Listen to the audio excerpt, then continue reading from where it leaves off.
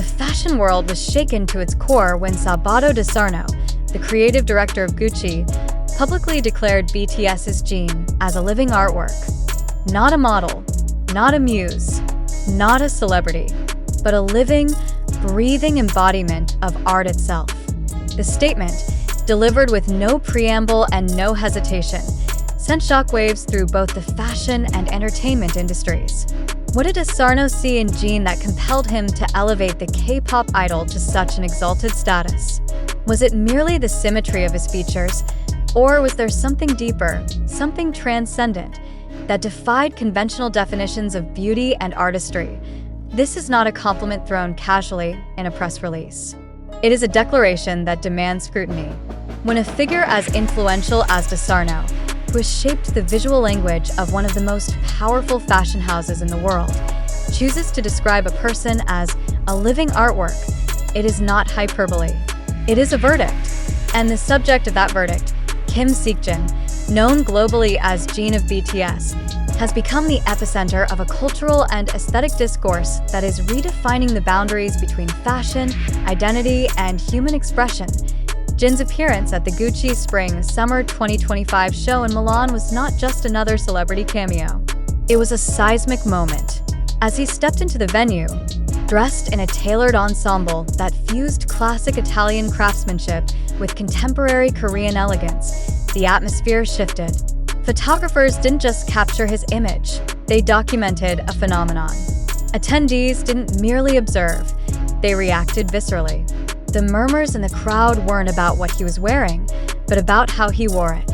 Jin didn't walk into the room. He occupied it. He didn't pose for the cameras. He commanded them. De Sarno's reaction was immediate and unfiltered. He shared images of Jin on his personal social media, not with captions about the collection or the brand, but with emotive symbols and phrases that betrayed a rare vulnerability. In an industry often defined by calculated detachment, De Sarno's admiration for Jin was raw and unguarded. The phrase "living artwork" was not a marketing slogan, it was a confession. A recognition that Jin had transcended the role of brand ambassador and entered the realm of aesthetic icon. But what does it mean to be a living artwork? In the context of Gucci, a brand that has long flirted with the avant-garde, the surreal, and the sublime, it implies more than visual appeal. It suggests intentionality, composition, narrative. Jin's presence is not passive, it is curated. His gestures, his expressions, even his silences, seem choreographed with an invisible brush. He does not merely wear fashion, he dialogues with it. He does not merely represent beauty, he interrogates it. Observers noted that Jin's styling at the show was deceptively simple. A monochrome palette, minimal accessories, clean lines. Yet the impact was disproportionate. The simplicity became a canvas for complexity. His posture, his gaze, the way he interacted with the space, each element contributed to a tableau that felt more like installation art than celebrity fashion. De Sarno, whose own design philosophy revolves around casual grandeur, found in Jin a living manifestation of that ethos. Jin is grand, but never ostentatious. He is casual, but never careless. The implications of De Sarno's statement extend beyond personal admiration. They signal a shift in the fashion industry's perception of celebrity. Jin is not being commodified as a face for Gucci. He is being canonized as a symbol of its evolving identity. In a time when fashion is grappling with questions of authenticity, representation, and cultural relevance, Jin offers a synthesis. He is Korean, yet global. He is a pop idol, yet introspective. He is beautiful, yet enigmatic.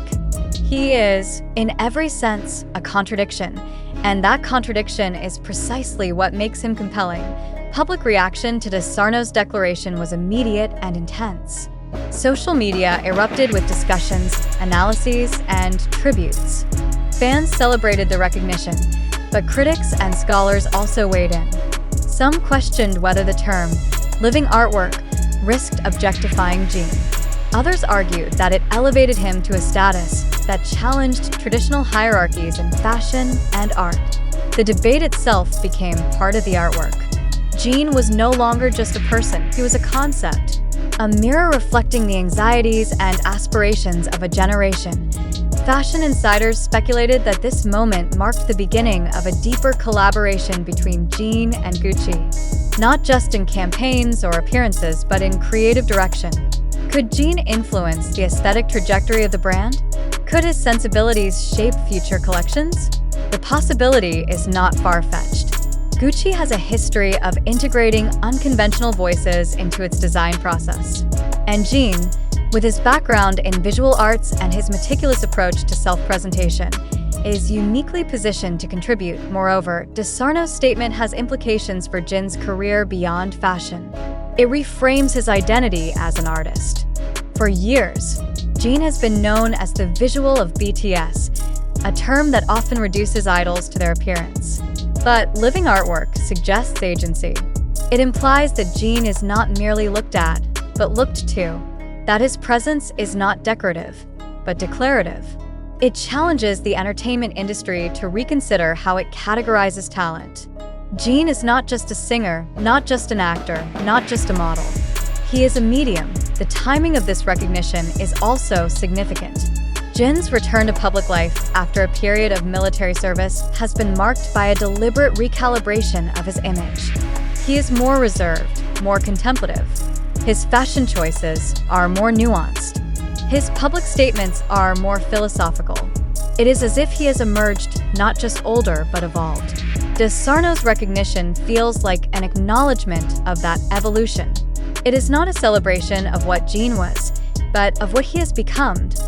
In the broader context of global fashion, Jin's elevation to living artwork status represents a convergence of East and West.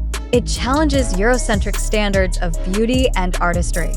It validates the cultural capital of K-pop and Korean aesthetics. It affirms that global icons can emerge from non-Western contexts and redefine the visual language of luxury. Jin is not an exception. He is a precedent. As the fashion world continues to dissect De Sarno's statement, one question remains unanswered. What is the source of Jin's allure? Is it his symmetry? His charisma? His mystery?